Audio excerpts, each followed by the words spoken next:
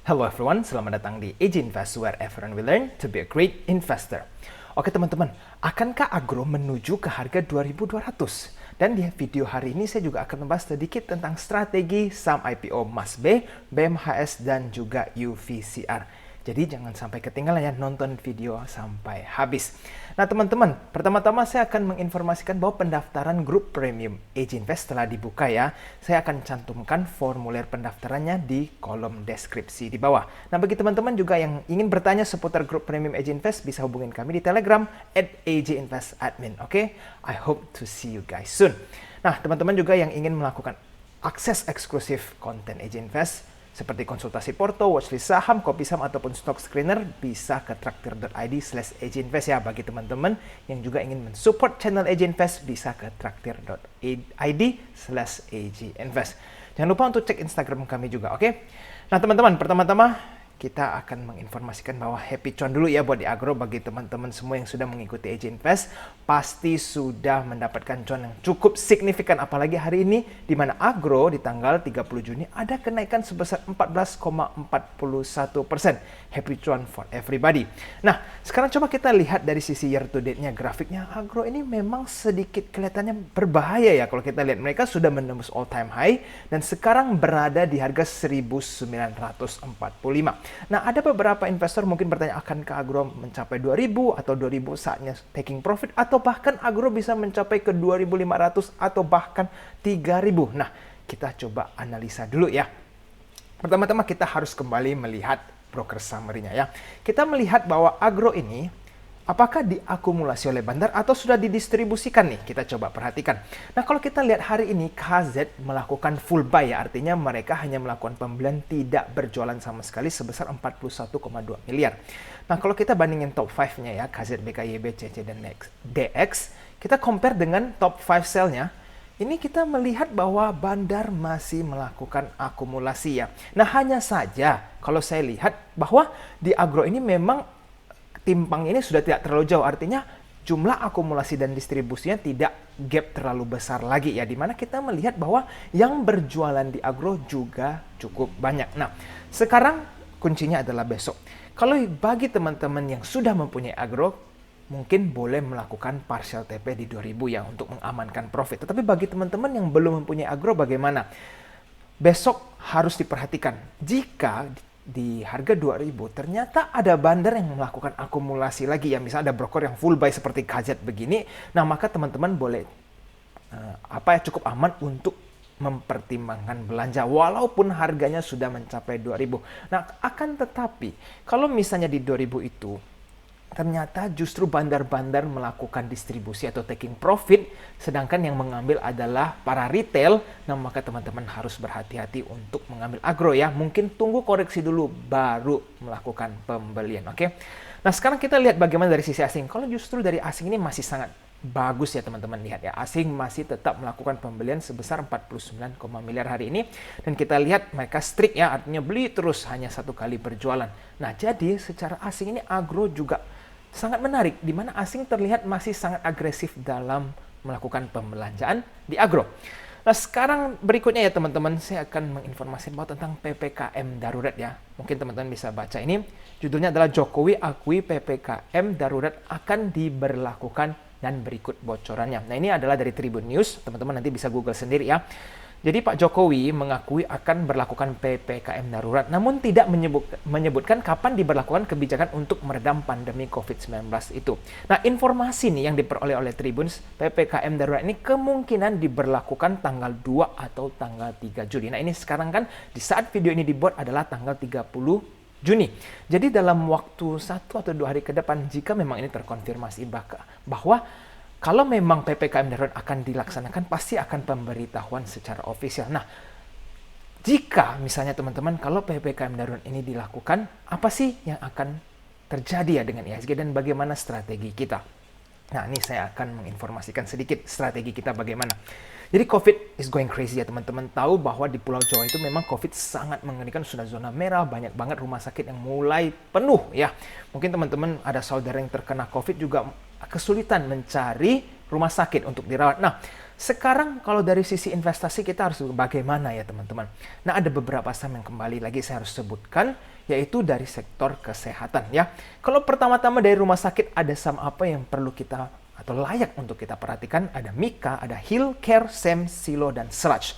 Nah, Seraj ini saya tandain merah kenapa? Karena Seraj ini high risk ya, artinya sahamnya sangat volatile. Jadi kalau teman-teman mau masuk ke Seraj ini mungkin yang fast trader ya, artinya yang day trading mungkin in and out dalam waktu sehari. Tetapi kalau agak mau slow atau mid term, bisa pilih Mika, Healthcare, Sem, atau Silo.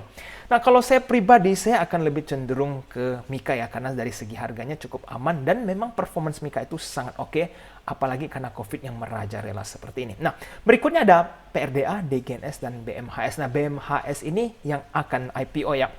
Jadi, dari ketiga ini mungkin agak sedikit berbeda ya teman-teman, boleh perhatikan, pelajari bandarmologinya juga. Kalau dari fundamental PRDA ini bagus, kalau dari DGNS juga kita lihat ya mungkin dari histori belum terlalu banyak, tapi DGNS ini dari sisi bandarmologi cukup menarik untuk diperhatikan. Nah, bagaimana dengan BMHS? Nanti kita akan bahas di slide berikutnya.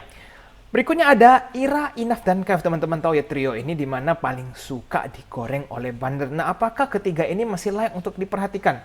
Menurut saya masih boleh, tetapi ketiga saham ini bukan digunakan untuk swing ataupun mid term ya. Bagi teman-teman yang suka dengan saham-saham high risk atau saham-saham gorengan ya bisa ketiga saham ini.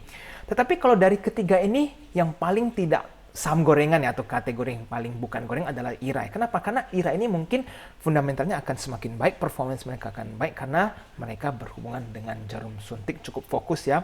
Belum lagi kalau teman-teman ikuti IRA itu nanti ada pabrik jarumnya yang akan berlangsung atau berjalan, sehingga kontrak yang mereka berapa juta sekian jarum suntik ini yang untuk vaksinasi ini menurut saya akan mendongkrak performance IRA atau mendongkrak omset IRA sangat besar.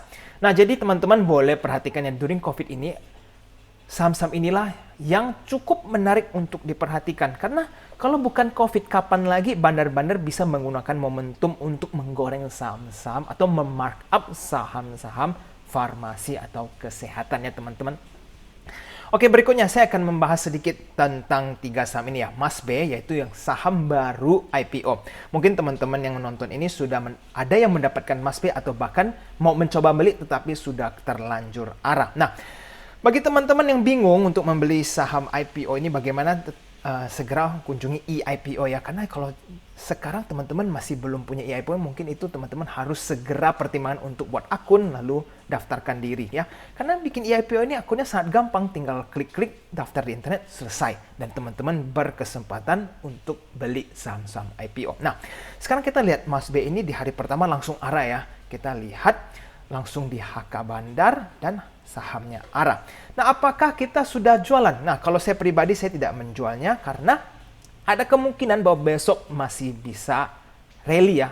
Apakah akan arah? Saya tidak tahu, tetapi kemungkinan besar untuk rally masih ada pagi-pagi. Nah, jadi strategi saya untuk MASBE mungkin besok baru akan saya jual. Nah, tapi ingat teman-teman, MASBE juga kita mendapatkan waran ya bagi teman-teman yang beli melalui eIPO ini atau during book building. Nah, ini waran juga sangat menarik ya, karena kalau besok MASBE strip away-nya ini terjadi rally yang sangat signifikan, misalnya sampai 1.008 atau bahkan 2.000, itu teman-teman boleh pertimbangan untuk taking profit yang menurut saya, karena itu free money basically, karena mendapatkan free waran. Nah, sekarang bagaimana dengan BMHS ya teman-teman? BMHS ini kalau menurut saya ya teman-teman boleh beli, apalagi bagi teman-teman yang belum misalnya mengerti sistem IPO, boleh coba nih melakukan pemesanan BMHS di eIPO. Nah, kenapa BMHS cukup menarik? Karena dia bergerak di sektor kesehatan ya, dan kita tahu sektor kesehatan lagi booming ya kalau dari musim COVID seperti ini. Artinya apa? Mereka berpotensi atau bandar mempunyai potensi untuk menggoreng saham-saham ini karena memang situasi COVID ya. Karena kalau misalnya nanti COVID sudah mulai reda dan saham teknologi atau saham perbankan atau saham-saham lainnya mulai under the spotlight atau dari under apa ibaratnya lagi difokuskan oleh para trader, maka saham-saham farmasi sudah akan ketinggalan sehingga akan sangat sulit buat bandar untuk menggoreng saham-saham kesehatan. Jadi BMHS menurut saya teman-teman boleh beli di IPO langsung segera, pesan saja kalau mau lot kecil boleh, nggak masalah, yang penting dicoba dulu. Nah, berikutnya ada UVCR. UVCR teman-teman boleh perhatikan ini dengan baik ya. Nanti UVCR saya akan jelaskan di slide berikutnya. Jadi teman-teman saya sekilas refresh kembali ya. MASBE ini hari ini tanggal Juni 30 terjadi arah langsung. Jadi kita lihat yang tadi saya jelaskan bahwa MASBE, kalau teman-teman beli MASBE mendapatkan MASBE strip away.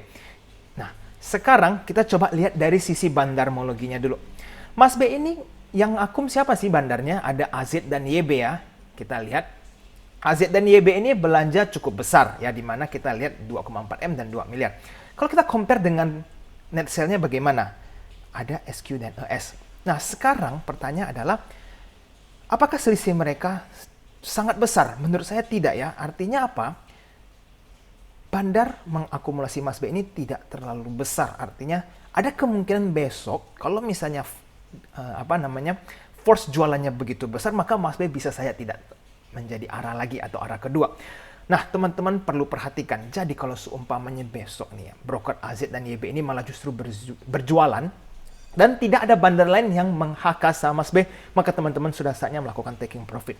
Atau kalau misalnya teman-teman dapat dari IPO ya, sudah mendapatkan arah, jangan greedy ya, karena itu basically free money. Teman-teman sudah mendapatkan di harga pembukaan opening price dan sekarang bisa menjual dengan saham ARA ya. Apalagi kalau besok rally ARA lagi, langsung bisa jualan. Nah, itu udah cepet banget cuannya. Nah, jadi teman-teman besok perhatikan ya, ingat baik-baik kalau besok nggak ada bandar yang meng-HK atau bahkan AZ atau YB ini malah berjualan, maka teman-teman boleh pertimbangkan untuk menjual MASBE. Begitu juga jangan lupa dengan warannya yang free money ini, kalau misalnya ada spike digoreng bandar, ya teman-teman bisa berjualan karena waran ini free money. Kenapa dibiarkan tidak di taking profit atau di realize profitnya? Oke? Nah, kalau BMHS seperti yang tadi saya bilang, teman-teman boleh coba langsung ke eIPO untuk mencoba membeli BMHS ini karena mereka bergerak di kesehatan ya. BMHS ini adalah induk DGNS. Nah, coba teman-teman lihat sendiri saham DGNS ini seperti apa. Mereka terus naik ke atas, bukan? Walaupun hari ini ada terjadi koreksi ARB ya. Tetapi overall DGNS itu naik terus. Nah, BMHS ini adalah induknya. Maka ada kemungkinan BMS ini bisa dipakai oleh bandar untuk digoreng ke atas ya. Jadi teman-teman boleh coba saja.